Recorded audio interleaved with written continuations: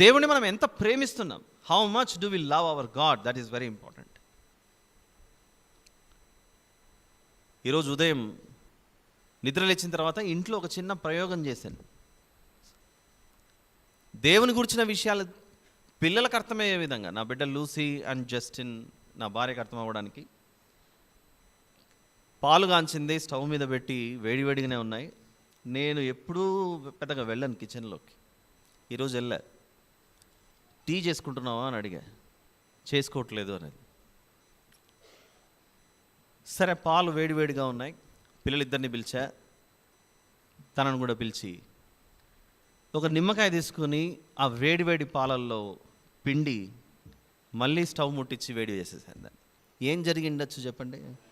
అక్కడ పక్కన అరుస్తుంది, ఏం చేస్తున్నారు మీరు, పాలు ఇరిగిపోతాయి, ఏం చేస్తారు, పాలు ఇరిగిపోతాయి, ఏం చేస్తారు అంటే పాలు ఇరిగిపోవు అనే ఇరిగిపోతాయని నాకు తెలీదా? అవి విరిగిపోయి ముక్కలు ముక్కలు అయిపోయిన తర్వాత ముగ్గురిని వాళ్ళకి అర్థమయ్యే భాషలో, పిల్లలకు అర్థమయ్యే భాషలో, వీరికి తనకు అర్థమయ్యే భాషలో ఒక మాట చెప్పాను. ఎంత తెల్లటి పాలు, మచ్చలేని పాలు, ఎంత బాగున్నాయి ఇవి. ఈ పాలల్లోనికి ఒక్క నిమ్మకాయల పిండగానే పనికిరాని పాలుగా మారిపోయాయి. టీ చేసుకుంటావా అని ఎందుకు అడిగాను? అవసరమైతే టీకి అవసరమైన పాలు నువ్వు పక్కకు తీసుకుంటావేమో అని అడిగా. లీటర్ పాలు మీరు పాడు చేశారండి అని. అవును, లీటర్ పాలే పాడు చేశారు. అవి విరిగిపోయిన తర్వాత ముగ్గురిని కూర్చోబెట్టి ఉదయం ఇంకా ఆఫీస్కి పోయే ముందు ఒక మాట చెప్పాను. ఇంత చక్కటి శ్రేష్టమైన పాలల్లోనికి ఈ నిమ్మరసం పడగానే ఇది ఎలాగైతే పాడైపోయిందో, భూమి మీదకి మనమంతా తెల్లగా పరిశుద్ధంగా వచ్చాం. ఎప్పుడైతే ఒక చిన్న పాపము మనలోనికి ప్రవేశిస్తుందో, మన దేవుని యొక్క గుండె హృదయం ఇలా ముక్కలైపోతుంది అని నా భార్యకు చెప్పి, వీళ్ళకు కూడా అర్థమయ్యే భాషలో చెప్పి, if you commit any sin, నువ్వు ఏదైనా ఒక చిన్న తప్పు చేసినా కూడా మన దేవుని యొక్క గుండె, the heart of our god, వారికి తెలుగులో పెద్ద చెప్తే కష్టం కనుక,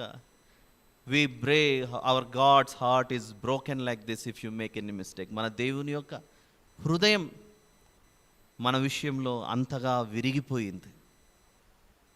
దేవుని హృదయం మన విషయంలో విరిగిపోకూడదనంటే, ఇదిగో జీవితంలో చిన్నప్పటి నుండే మీరు ఏ పాపాన్ని కూడా లోనికి రానివ్వకుండా జాగ్రత్త పడాలన్నా అని ఆ పాలను ఇరగొట్టి చెప్పడం, ఆ విధంగా వారికి నేర్పించడం జరిగింది. ఉదయం ఈ విధంగా చేయాలని ఎందుకు ఆలోచన వచ్చింది అని అంటే, రాత్రి పడక మీద పడుకొని ఈరోజు ఇక్కడ వాక్యం చెప్పాలి కదా, ఇక్కడ వాక్యం చెప్పాలంటే ఏం చెప్తే బాగుంటుంది అని రాత్రి ఇంచుమించు 12 గంటల టైంలో చదువుకుంటూ కూర్చున్నారు. అప్పుడు ఒక పిండి ముద్దలోనికి ఒక పులిపిండి పడితే, ఒక పిండి ముద్దలోనికి ఒక చిన్న పులిపిండి పడితే ముద్దంతా నాశనం అయిపోతుంది కదా అనేది మనకు వాక్యంలో కనబడుతుంది. అక్కడ పిండి ముద్ద అనే ఎగ్జాంపుల్ తీసుకున్నాడు దేవుడు. ఆ పిండి ముద్ద ఎవరో కాదు, నడినెత్తి మొదలుకొని అరిపాదం వరకు ఉన్న మన మాంసపు శరీరం. ఈ మాంసపు ముద్ద, ఈ మాంసపు ముద్ద అన్నటువంటి ఈ శరీరంలోనికి ఒక చిన్న పులిపిండి అనే పాపం మనలోనికి ప్రవేశిస్తే, ఆయన కోరుకున్నట్లుగా మన జీవితాలే ఉండవుగా. మన వద్ద ఎంత ప్రేమించాడు, ఎంత పరిశుద్ధంగా ఉండాలని ఆయన కోరుకున్నాడు.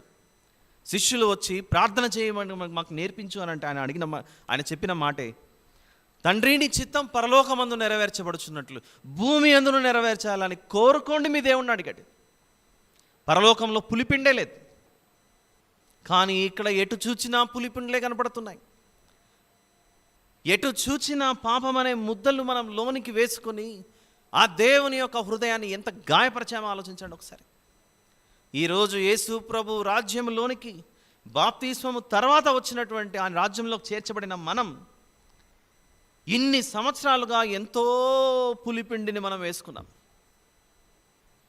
పలుమార్లు ఆయన గుండెను పగలగొట్టిన జీవితాలు మనవి. ఆ పాలల్లోనికి ఆ నిమ్మరసం పిండినప్పుడు ఎన్ని ముక్కలు అవుతుందో లెక్క కట్టగలమా చెప్పండి? ఇన్ని ముక్కలైందని ఎవరైనా ఒక్కొక్క ముక్కను తీసి చూపించగలరా? మనము మన పాపముల చేత, మన అవిధేయత చేత, మన అతిక్రమముల చేత మన దేవుని యొక్క హృదయాన్ని అంతగా గాయపరిచి ఆయనను బాధపరిచాం.